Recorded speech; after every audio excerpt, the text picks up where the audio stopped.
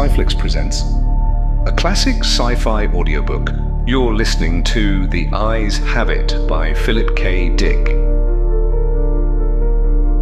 Welcome to this audiobook of The Eyes Have It, a clever and humorous short story by Philip K. Dick.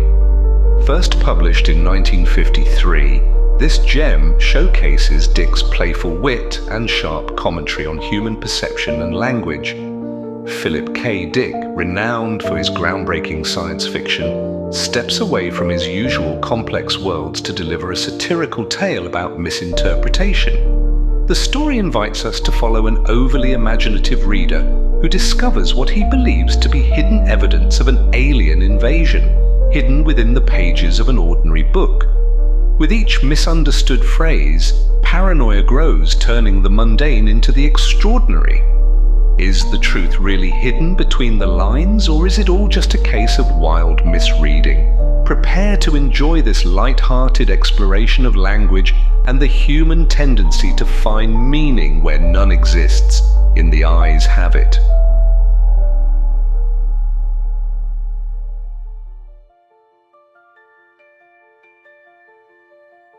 It was quite by accident I discovered this incredible invasion of Earth by life forms from another planet.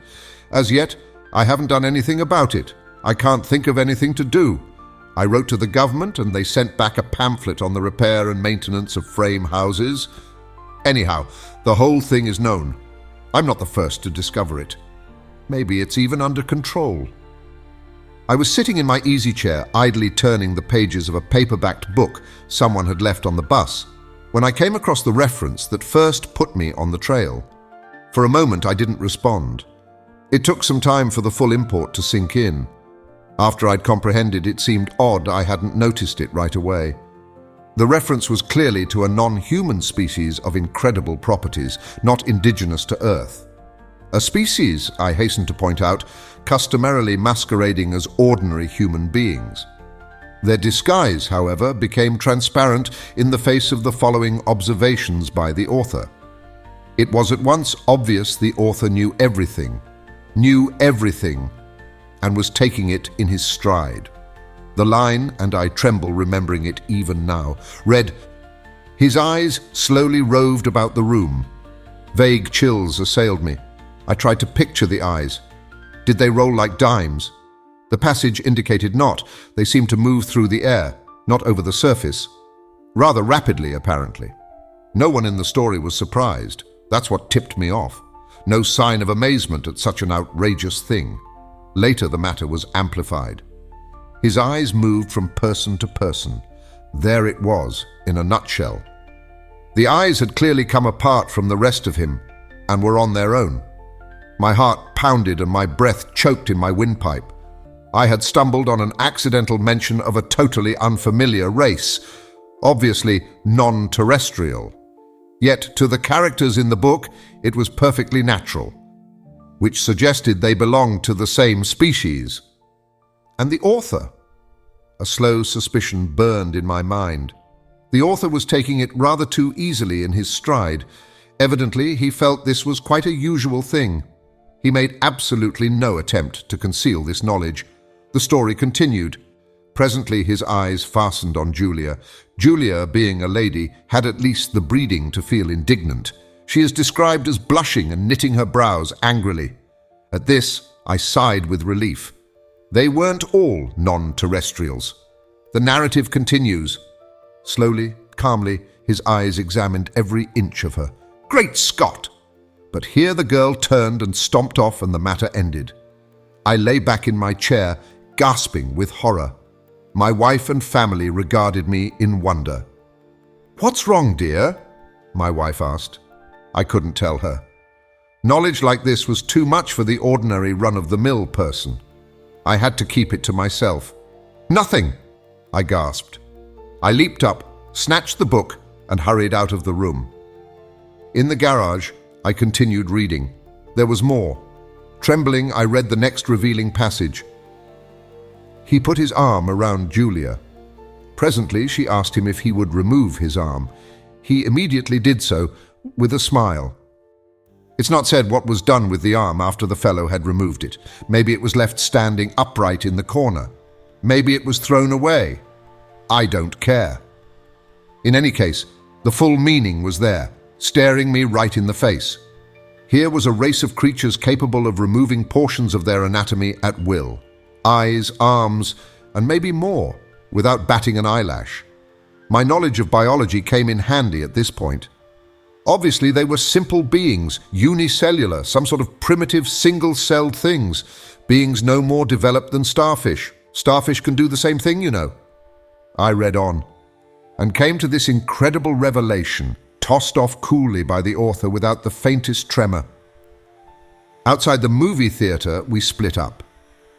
Part of us went inside, part over to the cafe for dinner. Binary fission, obviously. Splitting in half and forming two entities. Probably each lower half went to the cafe, it being father, and the upper halves to the movies. I read on, hands shaking. I had really stumbled onto something here.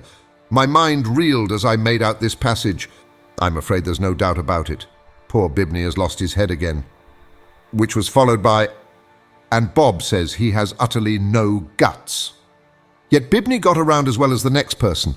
The next person, however, was just as strange. He was soon described as totally lacking in brains. There was no doubt of the thing in the next passage. Julia, whom I had thought to be the one normal person, reveals herself as also being an alien life form, similar to the rest. Quite deliberately, Julia had given her heart to the young man.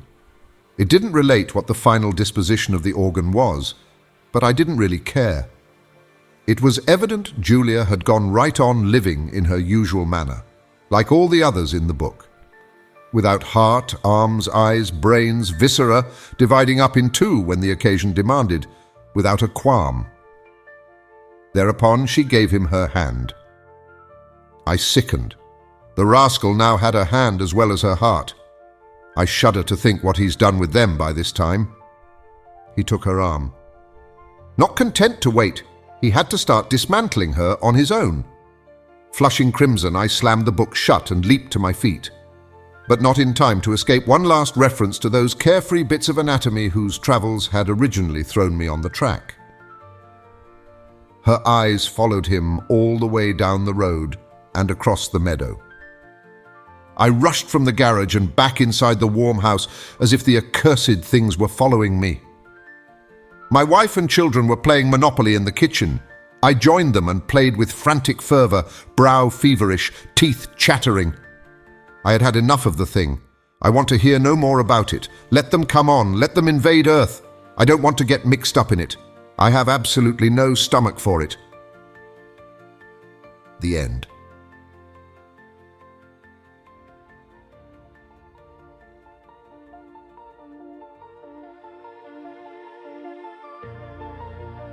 Thank you for listening to The Eyes Have It by Philip K. Dick.